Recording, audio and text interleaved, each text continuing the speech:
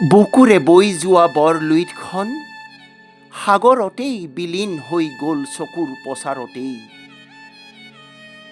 অভিশপ্ত দিনৰ এটি প্ৰহৰত স্থবিৰ হৈ গ'ল এটি প্ৰাণোচ্ছল বুৱতী জলধাৰা চাওঁতে চাওঁতেই, যাৰ উত্তাল লহৰত অসমীয়াৰ কেঁচা কলিজাকণ সিক্ত হৈ ৰ'ল চিৰদিন।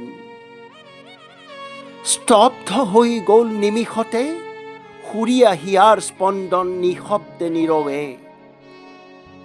অপ্ৰত্যাশিত এক আপদীয়া বাস্তৱে কিয় অকালতে হেতালি খেলিলে মোৰ বুকুৰ কুটুমৰ সতে। সুৰৰ মূৰ্ছনাত বলিয়া হোৱা, হেঁপাহত উবৰি খোৱা শত সহস্ৰ আপোনৰ মৰমকো নেওচি অহা বাটে গুচি গ'ল সবাকো কন্দুৱাই। স্বজাতিৰ মায়া মোহেও বান্ধি ৰাখিব নোৱাৰিলে এবাৰো খন্তেকলৈও।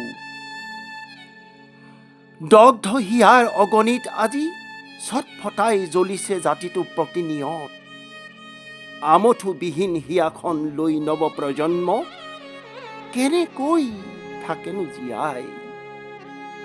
অব্যক্ত শোকৰ বন্যাই বুকুৰ গৰা খহাই চপৰা চপৰে। জুমি চোৱা মাধুৰ্য হিয়াৰ পৰশ দুপৰ বেলাতেই ক'তেনো হেৰাই গ'ল। এক অবাঞ্ছিত অসূয়া জোৱাৰে এটি অপূৰ্ব সত্তাক মষিমূৰ কৰি থৈ গ'ল।